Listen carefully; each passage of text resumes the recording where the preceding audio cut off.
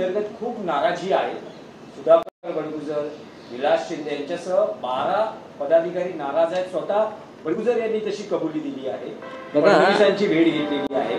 काय त्यावर स्पष्टीकरण काय? बघा, कोणी फडणवीसांना भेटलं, मोदींना भेटलं किंवा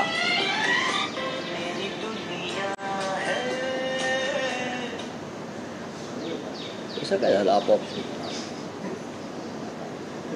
त्याच्यामुळे नाराजी आहे। मुख्यमंत्री आहेत या राज्याचे, ते महानगरपालिकेच्या काही संदर्भात भेटले असतील, त्यांना भेटावं असं वाटलं असेल। आम्ही भेटत नाही, आमच्यासारखे लोक किंवा कडवट शिवसैनिक टाळतात अशा भेटीगाठी। याच्यामुळे आपल्या सहकाऱ्यांमध्ये गोंधळ होईल, संशयास्पद वातावरण निर्माण होईल। अशा भेटी नेहमी टाळायच्या असतात अशा वेळेला, जेणेकरून आपल्याविषयी संशय निर्माण होईल। आणि कोणाला भेटण्याची इच्छा असेल तर त्या इच्छेविरुद्ध कोणी कायदा आणलेला नाही आहे ना। इच्छा मरणाचा कायदा आहे, पण इच्छा मारण्याचा कायदा नाही। नाशिकमध्ये मीडियातून ज्या बातम्या येतात तसं नाही। एखाद दुसऱ्या व्यक्तीनं नाराजी व्यक्त केली म्हणजे संपूर्ण शिवसेनेमध्ये फाटाफूट आहे। व्यक्ती म्हणजे शिवसेना नाही, आणि त्या व्यक्तीला नाराजी व्यक्त करण्या एवढी प्रतिष्ठा त्या पक्षानं दिलेली असते। ठीक आहे, आज पक्ष अडचणीत आहे, लोकांना लाभ हवे आहेत, त्या लाभासाठी लोक पक्ष बदलतात। कोणत्या महान विचारानं कोणी पक्ष सोडला असेल तर मला सांगावं। आणि नाराजीचं म्हणाल तर एकनाथ शिंदे हे शिवसेनेत पण नाराज होते, आणि एकनाथ शिंदे आता फडणवीस यांच्याबरोबर सुद्धा नाराज आहेत। पहा त्यांचा चेहरा तुम्ही। या महाराष्ट्राच्या राजकारणात फक्त एकच व्यक्ती मला कधी नाराज दिसत नाही, ती म्हणजे अजित पवार। ते त्यांचं कौतुकास्पद स्किल आहे, तुम्ही कधी पहा, म्हणजे काही असेल, मला अजित पवार कधी नाराज दिसले नाही। ते शरद पवार साहेबांबरोबर असोत, ते फडणवीसांबरोबर असोत, प्रधानमंत्र्यांनी त्यांच्यावर 70,000 कोटीचा सिंचन घोटाळ्याचा आरोप केला तरी ते नाराज नव्हते। उद्धव ठाकरे यांच्याबरोबर ते सगळ्यांनी खुश होते। आता माणसानं का आणि कशाकरता नाराज व्हावं हा त्याचा व्यक्तिगत प्रश्न आहे, हा राजकीय प्रश्न नाही। सगळं काही माझ्या मनाप्रमाणे होईल या भूमिकेत काही राजकीय लोक असतात किंवा कार्यकर्ते असतात, पण पक्ष हे संघटन असतं। पक्ष कोणाच्या मालकीचा नसतो। मग शिवसेना असेल, काँग्रेस असेल, राष्ट्रवादी काँग्रेस असेल, पक्ष हा सगळ्यांचा असतो आणि सगळ्यांच्या मतानं चालायचं असतं। मी म्हणजे पक्ष नाही, हा जेव्हा अहंकार निर्माण होतो तेव्हा त्या व्यक्तीच्या अधपतनाला सुरुवात होते। मी म्हटलं ना की एकनाथ शिंदे उद्धव ठाकरे यांच्याबरोबर पण नाराज होते, आणि आता जिथे आहे तिथे फार खुश नाही आहेत। अशा व्यक्तींच्या आजारावर कोणताही उपाय नसतो। बडगुजर हे म्हणजे नाशिकची शिवसेना नाही, ते आमचे सहकारी आहे। एक लक्षात घ्या, ज्या क्षणी एखादी व्यक्ती काही निर्णय घेते त्यानंतर आम्ही बोलतो, या क्षणी ते शिवसेनेमध्ये आहे। मला त्याच्यावर बोलायचं नाही, पण मला बोलायचंच नाही। जो अलीकडे बॉम्ब टाकला होता की नाशिक मधून शिवसेना युबीटीतून अनेक गिरीश महाजन यांनी सामनातही तो उल्लेख केलेला आहे, आणि वादग्रस्त हे भारतीय जनता पक्षाचे लोक आहेत किंवा शिंदे गटाचे लोक आहेत, त्यांचा एकच एजेंडा आहे, पक्ष फोडणं। ते आपापल्या मंत्रालयातली कामं करतायत का? गिरीश महाजन यांच्याकडे आपत्ती व्यवस्थापन असं मंत्रालय आहे माझ्या माहितीप्रमाणे, बरोबर ना? ते सुद्धा मोठ्या मिन्नतवाऱ्या करून त्यांना मंत्रिमंडळात घेतल्याची माझी माहिती आहे। त्यांना मंत्रिमंडळ घेण्यास केंद्रीय समितीचा विरोध होता, कारण यांच्या भ्रष्टाचाराची आणि इतर राष्ट्रीय प्रकरणं आहेत। गिरीश महाजन यांच्या मंत्रालयामध्ये अभिषेक कौल नावाचा व्यक्ती कोण आहे? हा एक ठेकेदार आहे, बिल्डर आहे। तो गिरीश महाजनच्या कार्यालयात बसतो, आणि त्याचा फोन आल्याशिवाय आपत्ती व्यवस्थापनाची कोणती फाईल गिरीश महाजन मंजूर करत नाहीत. हा अभिषेक कौल सगळे व्यवहार बाहेर करतो. त्याच्याकडे पैसे जमा करायचे. आपत्ती व्यवस्थापन हा सामान्य माणसाशी संबंधित खाता आहे. लक्षात घ्या. 350 फाईल गिरीश महाजन यांच्या मंत्रालयामध्ये पडून आहेत. करंट आहे. 350 फाईलचे व्यवहार व्हायचे आहेत आणि सगळे व्यवहार मिस्टर फडणवीस, लक्षात घ्या मी काय सांगतोय ते, आणि सगळे व्यवहार हा अभिषेक कौल नावाचा ठेकेदार आणि बिल्डर जो नेमलेला आहे गिरीश महाजन यांनी, तो करतो आहे. माझ्याकडे फडणवीसांनी मागावं, मी द्यायला तयार आहे, पण मला माहिती आहे तुम्ही कारवाई करणार नाही. पण या राज्याला कळलं पाहिजे काय लायकीचे मंत्री फडणवीस यांच्या मंत्रिमंडळामध्ये आहे. देवेंद्र फडणवीस यांनी जे त्यांच्या भोवती साधू संतांचं महामंडळ जमा केलं आहे त्यातले एक साधू संत गिरीश महाजन याला. खरं म्हणजे काल ते कुंभमेळ्यानिमित्त साधू संतांची बैठक घेऊन अनेक साधू संतांच्या चरणस्पर्श करत होते. त्यांनी गिरीश महाजन, एकनाथ शिंदे, प्रफुल्ल पटेल हे जे ईडी पीडित जे साधू संत आहेत त्यांच्या पाया पडायला पाहिजे. या सगळ्यांमुळे त्यांना शिवसेना फुटीचा आनंद घेता आला. लक्षात घ्या, नाही त्यांची तपस्या कधी पूर्ण झाली नसती. गिरीश महाजन हे फडणवीस यांच्या मंत्रिमंडळातले अत्यंत भ्रष्ट मंत्री आहेत. पुढलं काही सांगत नाही. अभिषेक कौल या माणसाच्या मंजुरीशिवाय किंवा त्यांनी व्यवहार एखाद्या फाईलचा पूर्ण केल्याशिवाय गिरीश महाजन त्या फाईलवर सही करत नाही.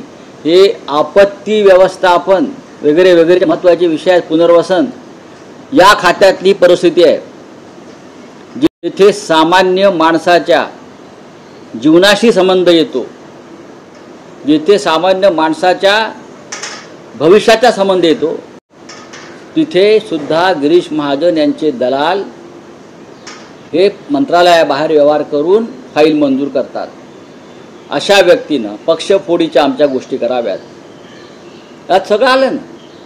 नाही, पण राऊतसाहेब त्यात फडणवीस असं म्हणतात की राज्य सरकार किंवा मंत्रिमंडळात कुठल्याही भ्रष्टाचाराला थारा देणार नाही अशी त्यांची भूमिका आहे. अगदी PSPA यांच्या नेमणुका करेपर्यंतही या सगळ्या गोष्टींची दखल घेऊन खोटं बोलतायत, त्या नियुक्त्या झालेल्या आहेत. ते खोटं बोलतायत किंवा ते दुर्लक्ष करतायत.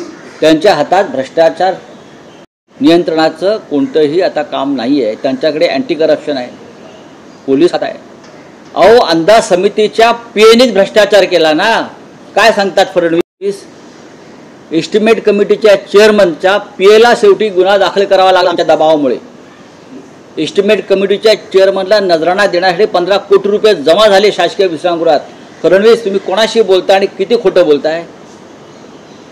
या मंत्रालयातली प्रत्येक फाईल वजन ठेवल्याशिवाय हलत नाही.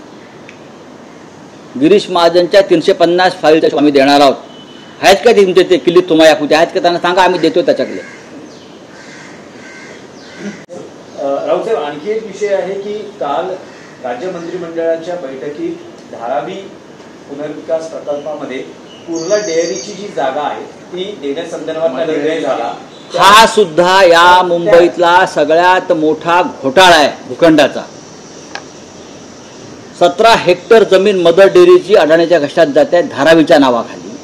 याच्यावरती सगळ्यात आधी माननीय उद्धव ठाकरे यांनी आवाज उठवला, शिवसेनेनं आवाज उठवला, मोर्चे काढले. मुंबईतला प्रत्येक मोकळा भूखंड हा धारावीच्या नावाखाली गौतम अडाणीला देणं हा सुद्धा फडणवीस करत असलेला भ्रष्टाचार आहे. आणि त्या भ्रष्टाचाराला नरेंद्र मोदींची साथ आहे. 17 हेक्टर, अहो धारावीचा भूखंड तेवढा मोठा आहे, त्याच्यामध्ये पुनर्वसन होऊ शकतं, त्याच्यामध्ये त्यांचा जे काही इन्व्हेस्टमेंट आहे ती त्यातून येऊ शकते. तरीही त्यांना वडाळ्याची मिठागरं पाहिजेत, डम्पिंग ग्राउंडच्या जागा पाहिजेत, मदर डेअरीची जागा पाहिजे, महानंदा डेअरीची जागा पाहिजे. मराठी माणसाच्या सगळ्या जागा आणि जमिनी मुंबईतल्या देवेंद्र फडणवीस आणि त्यांचं सरकार हे गौतम अडाणींना देत आहे. खरं म्हणजे एकनाथ शिंदे हे स्वतःला जे शिवसैनिक वगैरे मानतायत ना, मराठी माणसाचे तारणहार, लाज असेल त्यांच्या आणि त्यांच्या लोकांना, तर या मुंबईच्या लुटीविरुद्ध ते उभे राहतील आणि बोलतील, हिंमत असेल तर, अर्थात हिंमत असेल तर. नाही, पण राऊसाहेब त्याच विषयाने एक प्रश्न आहे की आतापर्यंत विरोधी पक्ष या विषयावर काही आरोप किंवा नाराजी व्यक्त करत होता, पण काल राज्य मंत्रिमंडळाच्या बैठकीत खुद्द मुख्यमंत्र्यांच्या सहकार्यांनीच म्हणजेच एनसीपीच्या मंत्र्यांनीही सवाल वजा नाराजी उपस्थित केली आहे. त्यांनी असं म्हटलं की आतापर्यंत सुमारे 550 एकर जमीन धारावीच्या पुनर्विकासासाठी देण्यात आली, असं असताना अदानी समूहाला आपण आणखी किती जागा देणार? हा प्रश्न योग्य आहे. त्यावर मुख्यमंत्र्यांचं असं म्हणणं आहे, जमीन अदानींना नव्हे तर धारावीकरांच्या पुनर्वसनासाठी, धारावीकरांचं पुनर्वसन बदनामी होणार नाही याची खबरदारी सरकारची बदनामी काय आहे? या लुटीचा माल सरकारलाच मिळतोय, भाजपला मिळतोय, सरकारला नाही भाजपला मिळतोय. अडाणी जी लूट करतायत त्याचा किती वाटा भाजपच्या तिजोरीत जाणार आहे भविष्यात महानगरपालिका निवडणुकीत हे कळेल ना तुम्हाला. विषय धारावीच्या पुनर्वसनाचा. पुनर्वसन हे जिथे झोपडपट्ट्या आहेत तिथेच केलं जातं आणि त्यासाठी त्यांना जादा FSI दिला जातो. त्या राज्यामध्ये भूखंड त्याच्या कशात कोणी घातल्याचं मला दिसत नाही. ही पहिली केस आहे या जगातली की एका वसाहतीच्या पुनर्वसनासाठी अख्खी मुंबई घशात घातली जाते एका बिल्डरला. आता तुम्ही मुंबईत कुठे जा रस्ता तुम्हाला अडाणीचे बोट दिसत आहेत.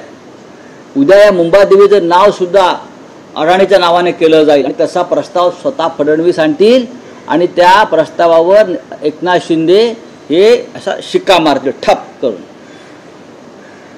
कालच्या दिल्लीतल्या बैठकीत इंडिया आघाडीच्या बघा, कालची नंबर 1 काल दिल्लीत बैठक नव्हती. सगळे इंडिया आघाडीचे नेते नाही. आपल्याकडे अत्यंत चुकीची माहिती आहे, काल दिल्लीमध्ये कोणतीही बैठक नव्हती इंडिया आघाडीची.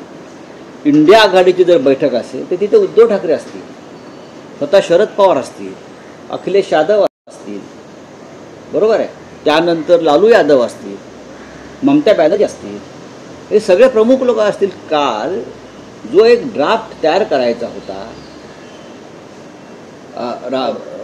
विशेष अधिवेशनासंदर्भात, ती ड्राफ्ट साधारण बाबा हा ड्राफ्ट किंवा त्या सह्या किती झालेल्या आहेत त्या संदर्भातली जी एक तांत्रिक बाबी पूर्ण माझं उत्तर पूर्ण व्हायचं. त्यासाठी आम्ही 4 ते 5 काही लोक बसलो आणि त्या संदर्भातल्या सगळ्या सह्यांची छाननी करणं, ड्राफ्टची छाननी करणं आणि पुढे आपल्याला ही मागणी कशी पुढे नेता येईल त्या संदर्भात विचारविनिमय करणं, अशी एक बैठक जी आहे ती वेगळ्या प्रकारची बैठक, इंडिया आघाडीची बैठक. आणि कालची इंडिया आघाडीची बैठक ही राहुल गांधी बोलवली. काल तृणमूल काँग्रेसच्या काही नेत्यांनी या संदर्भात पुढाकार घेतला आणि त्यातून आम्ही 4 लोक बसलो. शरद पवार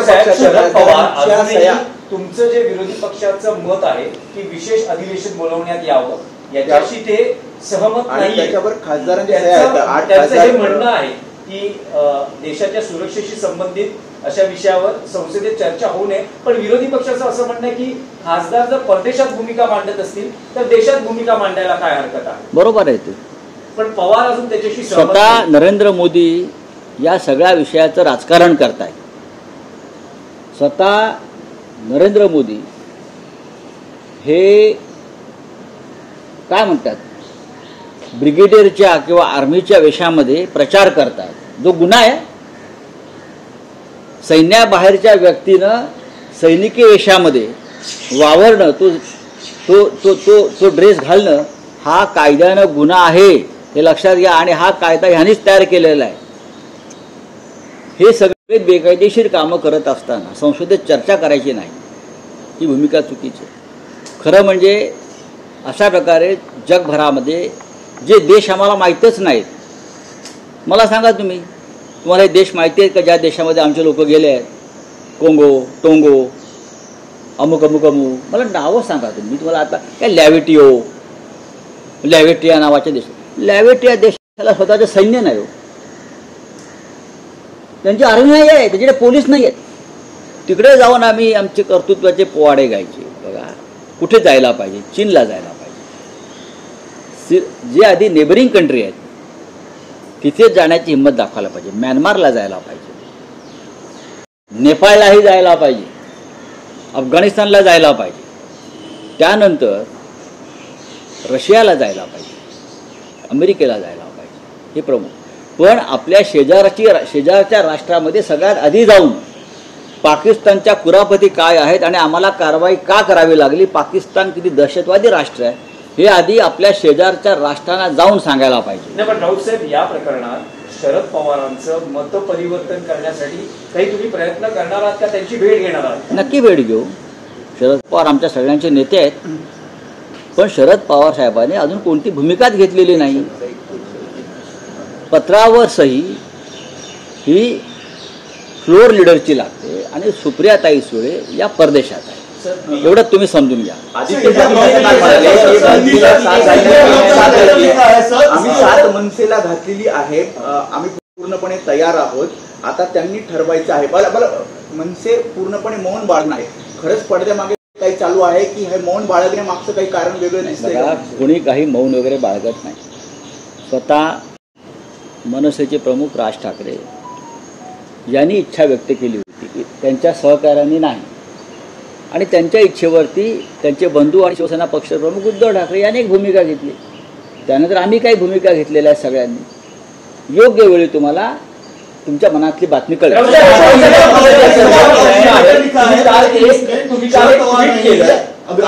त्यात एक व्यंगचित्र ट्विट केलं आणि त्याचं असं म्हणलंय, ईडीच्या कार्यालयात एक पुस्तक पोहोचल्यावर त्याची पळापळ झाली आणि ते व्यंगचित्र तुम्ही ट्विट केलेलं आहे. चांगलं आहे ना ते व्यंगचित्र?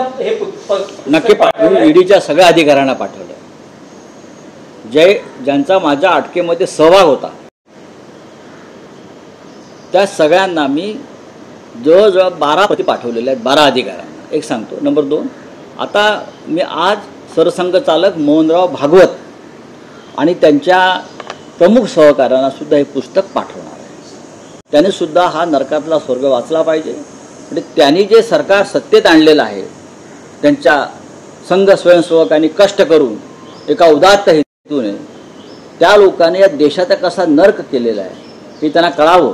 ह्या लोकांनी मानवी स्वातंत्र्याचा कसा गळा घोटलेला आहे, लोकशाहीचा कसा गळा घोटलेला आहे, हे सुद्धा सरसंघ चालकांना या पुस्तकातून कळावं. म्हणून मी स्वतः सरसंघ चालकांना पुस्तक पाठवून त्यांच्या इतर सहकाऱ्यांना सुद्धा हे पुस्तक मी पाठवतो.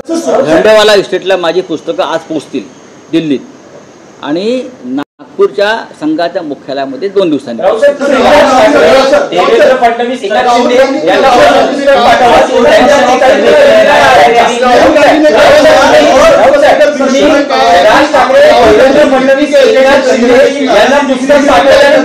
पत्र पाठवल्यानंतर तुम्हाला काही रिप्लाय आला आहे का? आप बोलिए. सर, इंडिया ब्लॉक एक लेटर लिखा हुआ है स्पेशल सेशन के लिए, पर इसमें शरद पवार का साइन नहीं है, आम आदमी पार्टी की. ये मतभेद क्यों है सर? कोई मतभेद नहीं है. स्पेशल सेशन के बारे में किसी के मतभेद होने की गुंजाइश नहीं है. इस विषय पर हम डिफेंस पर चर्चा नहीं करना चाहते. हम पहलगाम में जो हुआ है टेररिस्ट अटैक, उसके ऊपर चर्चा करना चाहते हैं. उसके बाद हिंदुस्तान ने जो एक्शन ली है, जो बहुत ही सीक्रेट है ऐसे लोग बोलते हैं, हम उसके ऊपर कहाँ बात करेंगे. इस देश पे निरपराध लोगों पर अटैक होता है, 26 महिलाओं का सिंदूर उजाड़ दिया जाता है. उसके ऊपर अगर हम स्पेशल सेशन की मांग करते हैं तो उसके ऊपर चर्चा होनी चाहिए. और हमने सरकार का एक लेटर सब मिलकर 16 पॉलिटिकल पार्टीज, अपोजिशन पार्टीज के सिग्नेचर उसके ऊपर है, और हम 1-2 दिन में हमारा लेटर प्राइम मिनिस्टर और राष्ट्रपति जी को जाएगा. सर, शरद पवार कहते हैं कि इंडियन आर्मी पे सवाल नहीं उठाना चाहिए, बस दूसरी ओर से जो कोई सवाल नहीं उठा रहे हैं. पाकिस्तान के जो मंत्री है वो अपनी जनता को बताए. इनफैक्ट रशिया में जो हुआ उसके बारे में उनको जनता को बताया जा रहा है. बताना चाहिए.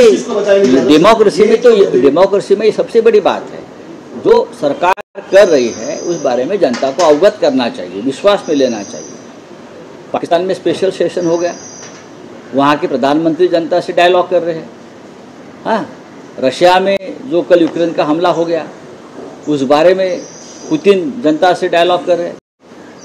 ज़ेलेंस्की ने जो हमला किया, ज़ेलेंस्की ने अपने जनता को बताया क्या हो गया है. लेकिन एक देश है जो सबसे बड़ी डेमोक्रेसी मानते हैं, वहाँ सब कुछ छुपाया जाता है. Thank you.